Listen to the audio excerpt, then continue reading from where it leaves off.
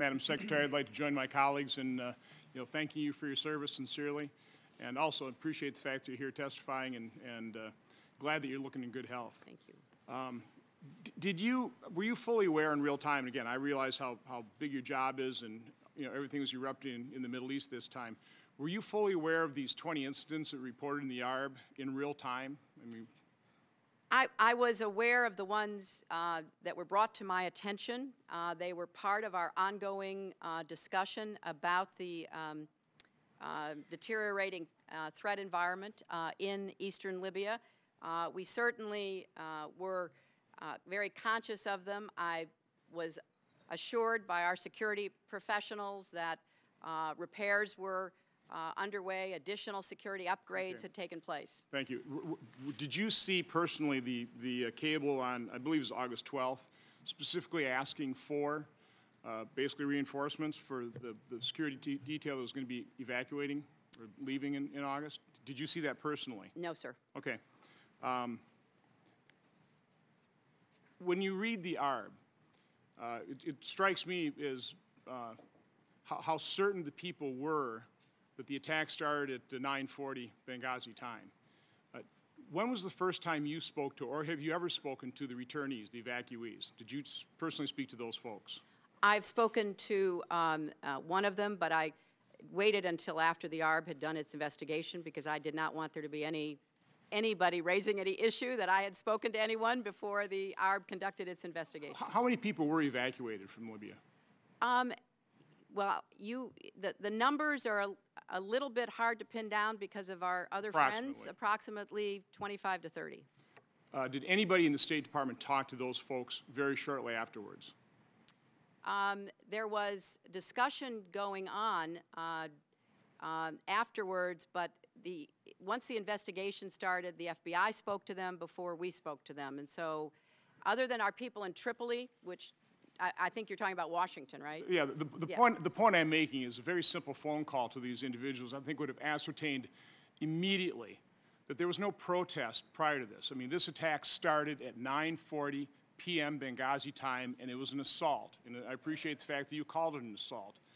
But, I mean, I'm going back to then Ambassador Rice, 5 days later, going to the Sunday shows, and what I would say purposefully misleading the American public.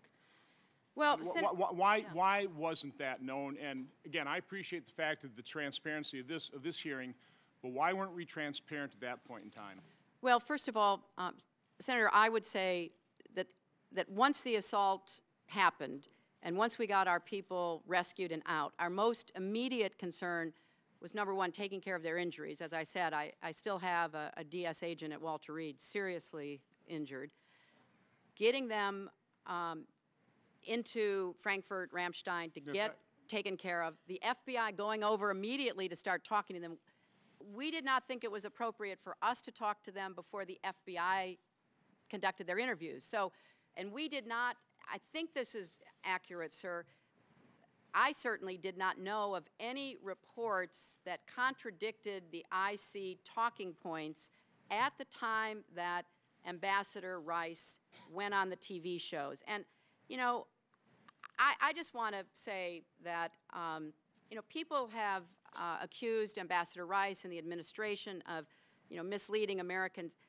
I can say, trying to be in the middle of this and understanding what was going on, nothing could be further from the truth. Was information developing? Was the situation fluid? Would we reach conclusions later that weren't reached initially? And I appreciate the— Madam Secretary, do you disagree with me that a simple phone call to those evacuees to determine what happened wouldn't have ascertained immediately that there was no protest? I mean, that was a piece of information that could have been easily obtained. Well, but Senator, within hours, if not days. Senator, you know, when you're in these positions, the last thing you want to do is interfere with any other process going on. I realize that's a good excuse. Number two, well, no, it's the fact. Number two, I would recommend highly you read both what the ARB said about it and the classified ARB, because even today there are questions being raised. Now, we have no doubt they were terrorists, they were militants, they attacked us, they killed our people. But what was going on and why they were doing what they were doing Again, we were No. misled that there were supposedly protests and then something sprang out of that, an assault sprang out of that. And that was easily ascertained that that was not the fact. But and the you know, American people could have known that within days, and they didn't know that. With all due respect, the fact is we had 4 dead Americans. Was it because of a protest, or was it because of guys out for a walk one night who decided they'd go kill some Americans?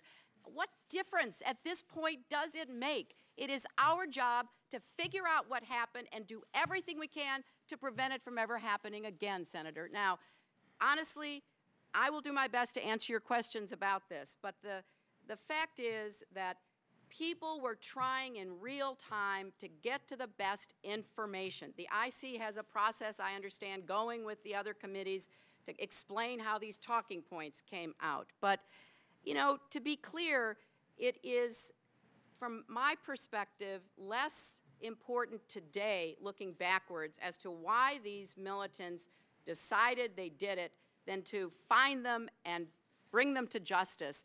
And then maybe we'll figure out what was going on in the meantime.